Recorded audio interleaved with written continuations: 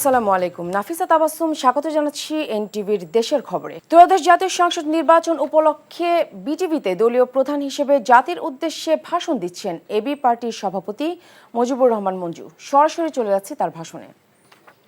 নাগরিক কণ্ঠ স্তব্ধ করেছে, মতাদর্শিক বিভাজনের রাজনীতি সমাজকে খণ্ডিত করেছে, দুর্নীতি ও দখলবাজির রাজনীতি রাষ্ট্রকে ভিতর থেকে ক্ষয় করে দিয়েছে। এই বিভাজন আর পুরনো রাজনৈতিক সংস্কৃতির সুযোগ নিয়ে বিভিন্ন রাষ্ট্র গোষ্ঠী বারবার আমাদের উপর প্রভাব বিস্তার করার চেষ্টা করেছে। পরাধীনতার শিকল নতুন নামে ফিরে এসেছে, কথা বলার অধিকার সংকুচিত হয়েছে, মত প্রকাশের অধিকার প্রশ্নবিদ্ধ হয়েছে, রাজনীতি করার অধিকার নিয়ন্ত্রিত হয়েছে। এই পরাধীনতার পরিণতি ভোগ করেছে দেশের প্রতিটি মানুষ। ক্ষতিগ্রস্ত হয়েছে 18 কোটি নাগরিকের জীবন, মর্যাদা এবং ভবিষ্যৎ। এভাবে আর কত চলতে পারে বলেন? কিন্তু আর বিভাজন নয়, পুরানো রাজনৈতিক সংস্কৃতির পুনরাবৃত্তি আর নয়।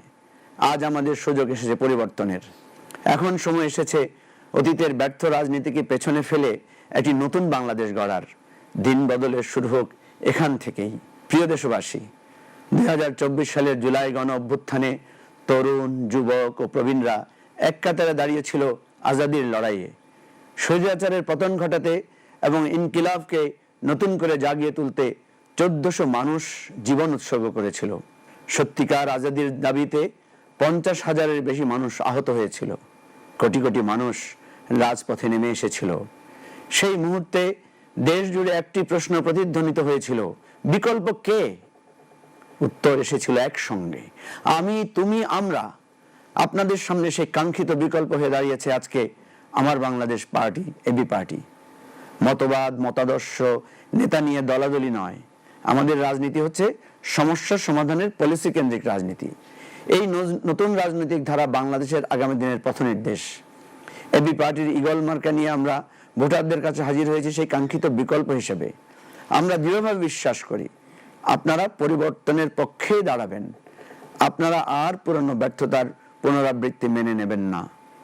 প্রিয় দেশবাসী, স্বৈরাচারী ফ্যাসিবাদী সরকারের পতনের পর উচ্ছ্বসিত ছাত্র, শ্রমিক ও সাধারণ মানুষ রাজপথে নেমে পড়েছিল দেশ রক্ষার দায়িত্ব নিতে, আজাদি পাহারা দিতে। টানা 3 দিন, আপনাদের মনে আছে, টানা 3 দিন দেশে কোনো সরকার ছিল না। সেই শূন্যতায় দেশের নাগরিকরা হয়ে উঠেছিল সরকার। কেউ ট্রাফিক নিয়ন্ত্রণ করেছে, কেউ মসজিদ ও মন্দির পাহারা দিয়েছে। কোনো আইন শৃঙ্খলা বাহিনী মাঠে ছিল না, কিন্তু তবু কোনো বিশৃঙ্খলা হয়নি। জনগণই হয়ে উঠেছিল আজাদির প্রহরী। ডাকাত ধরা পড়েছে, অরাজকতা ঠেকানো হয়েছে। এই ঐক্য বাংলাদেশের ইতিহাসে ছিল অভূতপূর্ব। এই ঐক্যই আমাদের উদ্বুদ্ধ করেছে ঐক্যবদ্ধ বাংলাদেশ জোট গঠনে। Jamaat Islami, NCP, AB party, LDP সহ 11টি রাজনৈতিক দল নিয়ে আমরা একটা জোট গঠন করেছি। ইসলাম প্রিয় রাজনৈতিক দল, মুক্তিযুদ্ধের নেতৃত্বে গড়ে ওঠা দল এবং জুলাই গণ অভ্যুত্থানের নেতৃত্বে উঠে আসা রাজনৈতিক শক্তির সম্মেলনে এই জোট আজ একটি নতুন জাতীয় সম্ভাবনার জন্ম দিয়েছে। আমরা স্বপ্ন দেখি জুলাই পরিবর্তে এক ঐক্যবদ্ধ বাংলাদেশের, যেখানে দুর্নীতি, রাজনৈতিক প্রতিহিংসা ও সহিংসতা এবং পুরনো ধারার ব্যর্থ রাজনীতিকে আমরা বর্জন করব। আমরা প্রতিযোগিতা করব সাধারণ নাগরিকদের সমস্যা সমাধানে, নাগরিকদের ন্যায্য অধিকার নিশ্চিত করতে। প্রিয় দেশবাসী, এতক্ষণ দেখছিলেন এবি পার্টির সভাপতি মুজিবুর রহমান মঞ্জুর ভাষণ।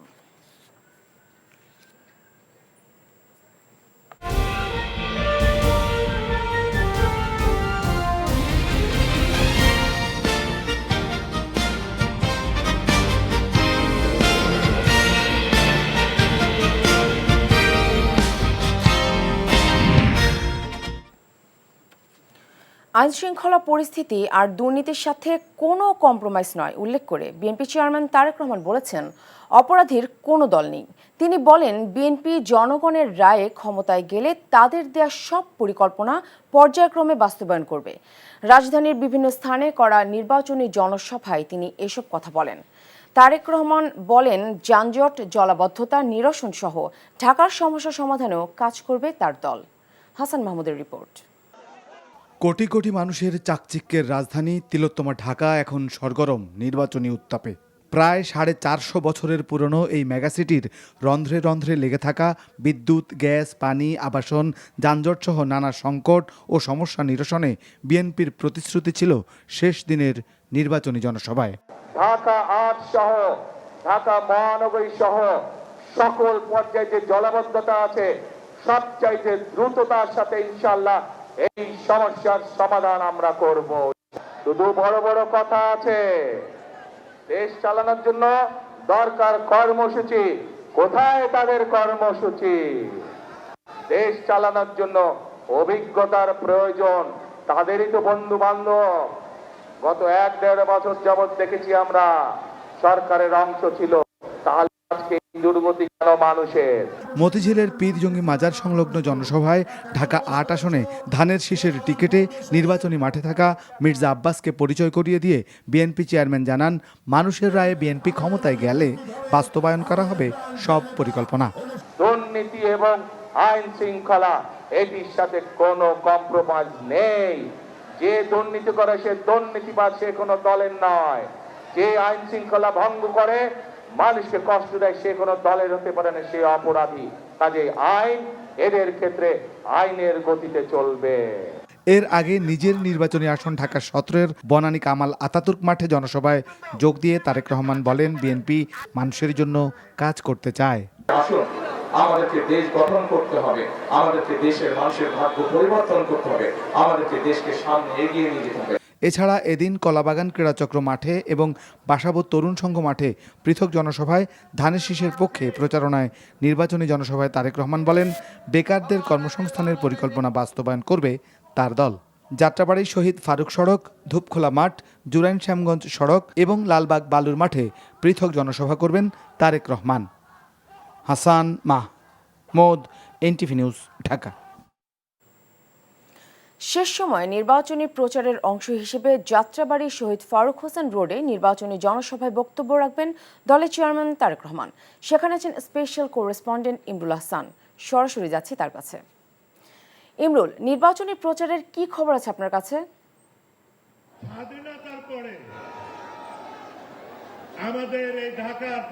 তারেক রহমান এখন পর্যন্ত 22শে জানুয়ারি থেকে যে নির্বাচনের প্রচারণা শুরু হয়েছে, এখন পর্যন্ত এই যাত্রাবাড়ির এই ঢাকা 5 আসনের জনসভা সহ মোট 42টি জনসভা উনি অংশ নিচ্ছেন। এরপরে আরও 3টি জনসভা আজকে রয়েছে, সব মিলে উনি 45টি জনসভা করছেন। এই নির্বাচনী প্রচারণা 22শে জানুয়ারি থেকে শুরু হয়েছিল, আজকে শেষ হচ্ছে। আর যে বিশেষভাবে যে গুরুত্বপূর্ণ বিষয়টি যে উনি ঢাকা শেষ 2 দিন ঢাকায় প্রচারণা অংশ নিচ্ছেন, কারণ বিভিন্ন আমরা অতীতের বিশেষ করে 90 নির্বাচনের পর আমরা যেটা দেখেছি যে 91 নির্বাচন থেকে যে ঢাকা সিটিতে যেই দল অধিকাংশ আসন পায় তারাই সরকার গঠন করে। সেই দৃষ্টিকোণ থেকে তারেক রহমান এই ঢাকার আসনগুলোর প্রতি বেশি জোর দিচ্ছেন। শেষ মুহূর্তের এই শেষ 2 দিনের প্রচারণায় উনি এই ঢাকার আসনগুলিতে নেমেছেন। গতকাল ঢাকা উত্তরের কয়েকটি আসনে উনি জনসভা করেছেন। আজকে ঢাকা দক্ষিণের 7টি আসনে উনি বক্তব্য রাখছেন। যদিও প্রথমটি উনি ঢাকা উত্তর, অর্থাৎ উনি নিজে যেখানে প্রার্থী হয়েছেন ঢাকা 17-তে। তো এই মুহূর্তে এই ঢাকা যে 5-এর যে যাত্রাবাড়ি জনসভাটি হচ্ছে, প্রার্থী বক্তব্য রাখছেন নবীউল্লাহ নবী। এরপরে তারেক রহমান বক্তব্য রাখবেন। এর পরবর্তী কর্মসূচি ঢাকা 4 আসনে, এরপর ঢাকা 6 আসনে ধূপখোলা মাঠে এবং সর্বশেষ লালবাগের জনসভার মধ্য দিয়ে তারেক রহমান তার নির্বাচনী প্রচারণার শেষ করবেন এই 2026 সালের ত্রয়োদশ জাতীয় সংসদ নির্বাচনের। জানছিলাম তারেক রহমানের নির্বাচনী জনসভার খবর। কার ইশারায় এবং কেন নির্বাচন কমিশন অন্ধকার গলিতে হাঁটা শুরু করেছে এমন প্রশ্ন করে জামাতে ইসলামীর আমির ডক্টর শফিকুর রহমান বলেছেন, জুলাইয়ের অপকর্ম যেমন মেনে নেওয়া হয়নি তেমনি এসব অপকর্ম মেনে নেওয়া হবে না। রাজধানীতে নির্বাচনী জনসভায় 11 দলের নেতারা বলেন, 12 ফেব্রুয়ারি কেউ ভোট ডাকাতি করতে আসলে শক্ত হাতে প্রতিহত করা হবে। জুবাইর প্রধানের রিপোর্ট। 22 জানুয়ারি প্রচারণা শুরুর পর থেকেই বিরতিহীন নির্বাচনী প্রচারণায় দেশব্যাপী জনসভায় অংশ নিচ্ছেন ডাক্তার শফিকুর রহমান। প্রচারণার শেষ সময়ে জামাত আমিরের নির্বাচনী জনসভা বাংলাদেশ খিলাফত মজলিসের আমির মাওলানা মামুনুল হকের নির্বাচনী আসনে। মোহাম্মদপুরের ঈদগাহ মাঠে ঢাকা 13 আসনের নির্বাচনী জনসভায় জামাত আমির নির্বাচন কমিশনকে নিরপেক্ষ থাকার আহ্বান জানান। নতুন করে দেশে কেউ ফ্যাসিজম কায়েম করতে চাইলে তা শক্ত হাতে প্রতিহত করার হুঁশিয়ারি দেন তিনি। একটা মহল নির্বাচনকে হাইজ্যাক করার চিন্তা করছে, গুন্ডাদেরকে লেলিয়ে দেওয়া হচ্ছে, অস্ত্রের ভান্ডার গড়ে তোলা হয়েছে, ভোট কেন্দ্র অন্যায়ভাবে দখল করে মানুষের ভোট কেড়ে নেওয়ার পায়তারা করা হচ্ছে। আমরা স্পষ্টভাবে বলে দিচ্ছি, জুলাই যোদ্ধারা ঘুমিয়ে পড়ে নাই, তারা এখনো জেগে আছে। তাদের সমস্ত অপকর্ম ইনশাআল্লাহ আমরা প্রতিহত করে দেব। সরকারের কিছু আমলা সচিব এখনও দলবাজি করছেন এবং কোনো প্রার্থীকে জিতিয়ে আনার চেষ্টা করছেন বলেও অভিযোগ করেন জামাত আমির। কিছু সচিব, কিছু অসৎ লোক এখনো দলবাজি করছেন, বিভিন্ন জায়গায় বিভিন্ন ক্যান্ডিডেটকে জিতিয়ে আনার চেষ্টা করছেন। ক্যান্ডিডেট জিতবে বা পরাজিত হবে সেটা জনগণের ভোটে। আপনি কে? আপনাকে কে এই দায়িত্ব দিয়েছে? মনে রাখবেন, ক্ষমা বারবার পাবেন না। অপরাধ করে অতীতে ক্ষমা পেয়েছেন, আগামীতে সেই ক্ষমা করা হবে না। এ সময় ইনসাফ ভিত্তিক রাষ্ট্র গঠনের জন্য 11 দলের পক্ষে থাকার আহ্বান জানান নেতারা। জুবায়ের প্রধান, এনটিভি নিউজ, ঢাকা। আগামীকাল সকাল 7:30টায় শেষ হবে ত্রয়োদশ জাতীয় সংসদ নির্বাচনে প্রার্থীদের গণসংযোগ। তাই শেষ মুহূর্তে বিরামহীন প্রচারণায় ব্যস্ত প্রার্থীরা। Waliullah Ulir desk report. প্রচারণার শেষ দিনে নিজ বাসভবনে সংবাদ সম্মেলন করেছেন চট্টগ্রাম 11 আসনের বিএনপির প্রার্থী আমির খসরু মাহমুদ চৌধুরী। নির্বাচিত হলে চট্টগ্রাম বন্দরকে বিশ্বমানের করে গড়ে তোলা হবে, পাশাপাশি চট্টগ্রামকে আধুনিক বন্দরনগরী করার ঘোষণা দেন তিনি। এদিকে চট্টগ্রাম প্রেস ক্লাবে সংবাদ সম্মেলন করে ইস্তিহার ঘোষণা করেছেন 11 আসনের জামায়াতের প্রার্থী শামসুজ্জামান হেলালি। ব্রাহ্মণবাড়িয়ার সরাইলে নির্বাচনী সমাবেশে ইসলামী আন্দোলন বাংলাদেশের আমির মুফতি সৈয়দ মোহাম্মদ রিজাউল করিম দুর্নীতিমুক্ত রাষ্ট্র গঠনে দলের প্রার্থীদের ভোট দেওয়ার আহ্বান জানান। দিনাজপুর 6 আসনের ধানের শীষের প্রার্থী ডাক্তার AZM জাহিদ হোসেন তার নির্বাচনী এলাকায় গণসংযোগ করেছেন। স্থানীয় গণমাধ্যম কর্মীদের সাথে মতবিনিময় করেছেন কুড়িগ্রাম 2 আসনের বিএনপি প্রার্থী সোহেল হোসনাইন কায়কোবাদ। চাঁদপুরের শেষ মুহূর্তে ভোটারদের দ্বারে দ্বারে পৌঁছাতে গণসংযোগ, পথসভা, উঠান বৈঠক করেছেন 2 আসনের বিএনপি প্রার্থী ডক্টর মোহাম্মদ জালাল উদ্দিন। প্রচারণার শেষ দিনে ব্যতিক্রমী শোভাযাত্রা করেছেন লালমনিরহাট 3 আসনে বিএনপি প্রার্থী আসাদুল হাবিব দুলু।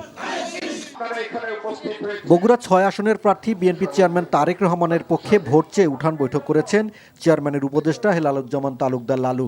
অপরদিকে শহরের আলতাফুন্নেসা খেলার মাঠে জামায়াত প্রার্থী আবিদুর রহমান সোহেলের নেতৃত্বে একটি মিছিল বের হয়ে শহরের বিভিন্ন সড়ক প্রদক্ষিণ করে। এছাড়া ঝিনাইদহ, মাগুরা, বরিশাল, নোয়াখালী, নওগাঁয় মিছিল ও সমাবেশ করেছেন বিভিন্ন দলের প্রার্থীরা। ওয়ালিউল্লাহ উলি, এনটিভি নিউজ ডেস্ক। ঢাকার 37টি ভোট কেন্দ্র ঝুঁকিপূর্ণ উল্লেখ করে ডিএমপি কমিশনার শেখ মোহাম্মদ সাজ্জাদ আলী বলেছেন, বাড়তি সতর্কতা নেওয়া হবে এসব কেন্দ্রে। ডিএমপির মিডিয়া সেন্টারে এক সংবাদ সম্মেলনে তিনি এই কথা বলেন। 37টি ভোট কেন্দ্র চিহ্নিত করেছি ঝুঁকিপূর্ণ বলে মনে করে, এবং সেই 37টি কেন্দ্রে 7 জন পুলিশ অফিসার নিয়োজিত থাকবে।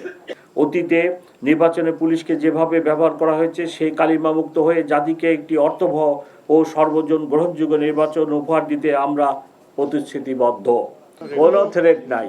পরিবেশ দেখতেছেন না, স্বাভাবিক সময়ের চেয়ে ভালো পরিবেশ চলতেছে। এই ছিল দেশের খবরে। এই খবরের ভিডিও সহ আপডেট জানতে ভিজিট করুন এনটিভি অনলাইন www.ntvbd.com। এছাড়াও এনটিভির জনপ্রিয় সব অনুষ্ঠান ও খবরের আপডেট জানতে ভিজিট করুন আমাদের ইউটিউব ও ভেরিফাইড ফেসবুক পেজ।